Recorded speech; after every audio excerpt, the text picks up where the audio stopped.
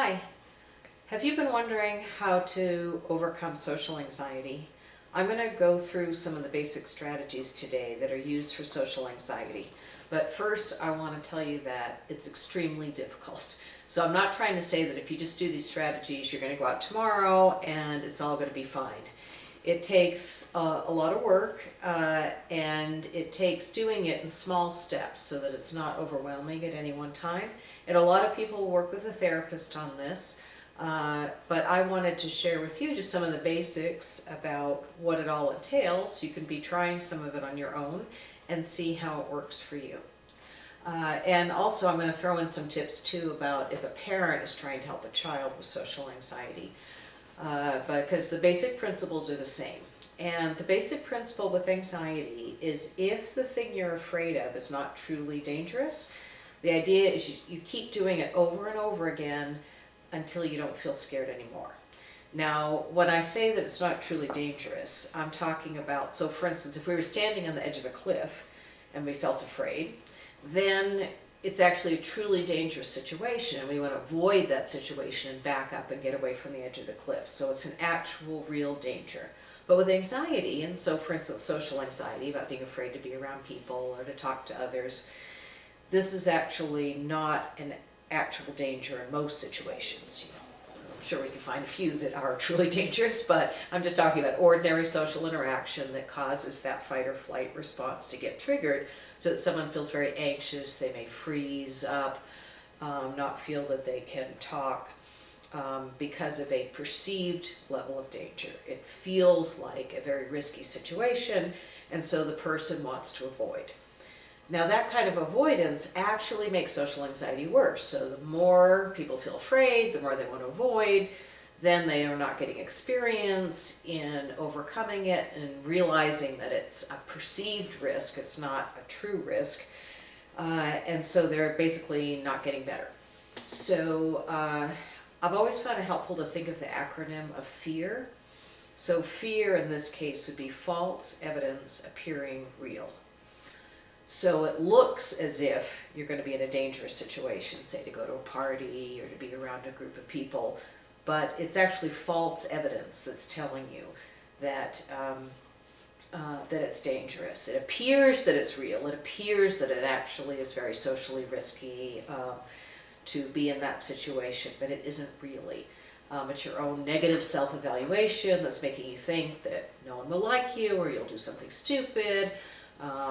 And one of the ways I think about it is we probably won't do anything more stupid than what anybody else does. You know, we all make social mistakes and blunders at times, but people with social anxiety have a great heightened awareness of those things in themselves and are very self-critical about those things.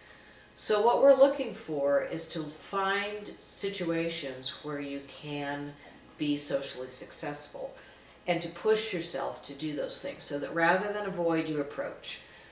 So for instance, if someone has a big fear about going to a party, they would, rather than just stay home, which would be the easy thing to do, you're still in your comfort zone, you push yourself to go.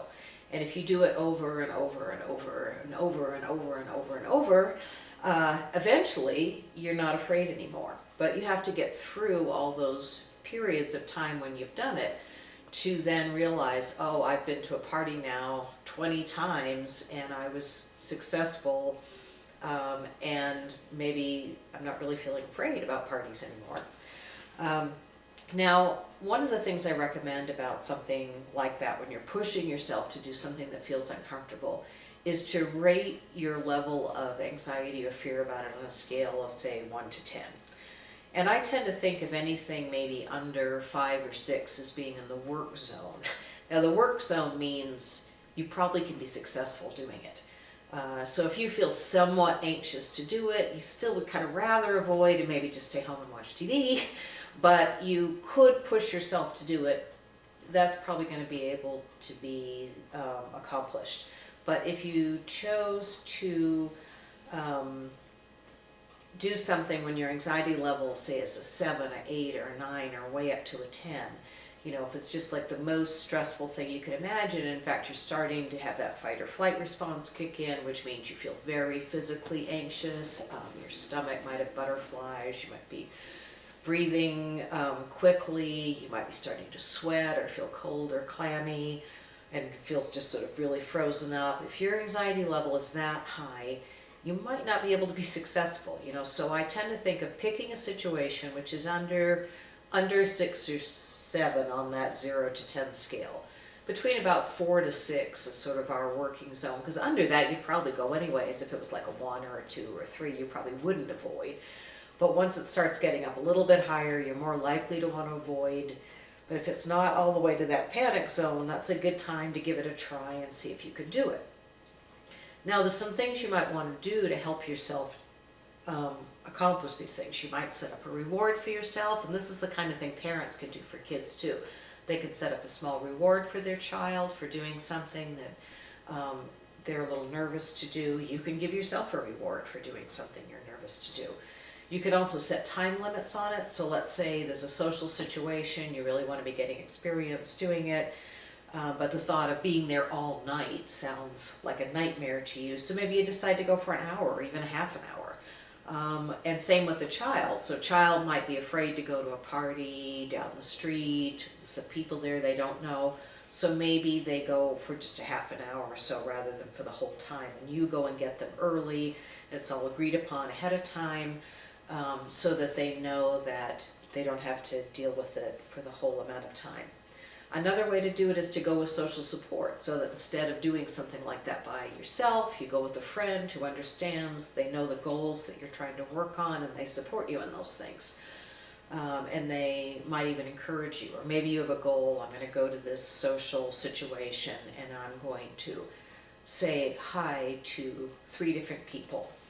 And once I've done that, then it's okay to leave, And one way to think about this too is that it's one thing to go, but when you're there, you can still avoid. And if you're really wanting to overcome this, you don't want to do that.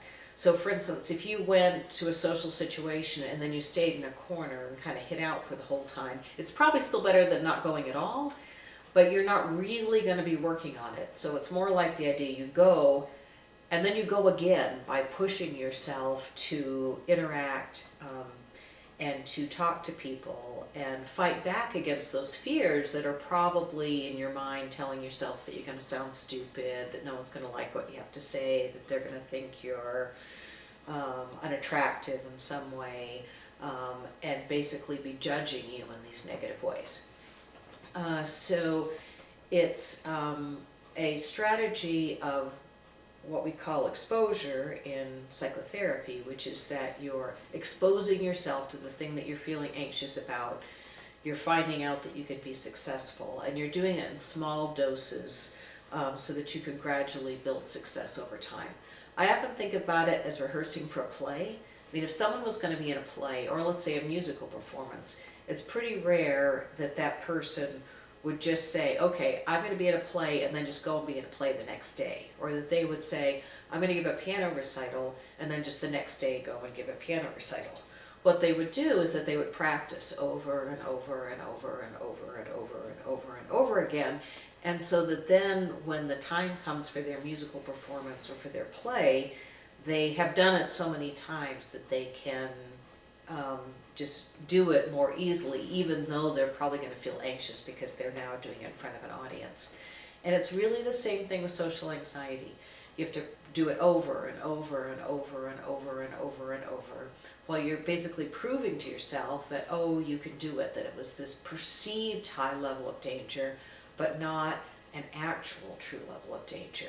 And that this truly helps people recover, so that they may not go from being an introvert, someone who doesn't like being around people as much, to someone who's an extrovert in the life of a party, but they may get to a really nice middle ground where they feel that they can really connect with people and feel engaged in life. Because a lot of people with social anxiety, not only, they often really feel like they're missing out on a lot of things about life, and they often feel too like they're being ignored at times by other people because they're not as engaged in the experience of social interaction. And so over time, this really can improve. Someone can get to more of a middle ground where they're enjoying social interaction.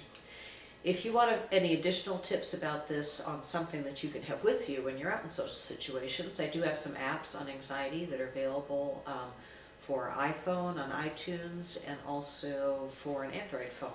So we'll do a link to that at the end of the video.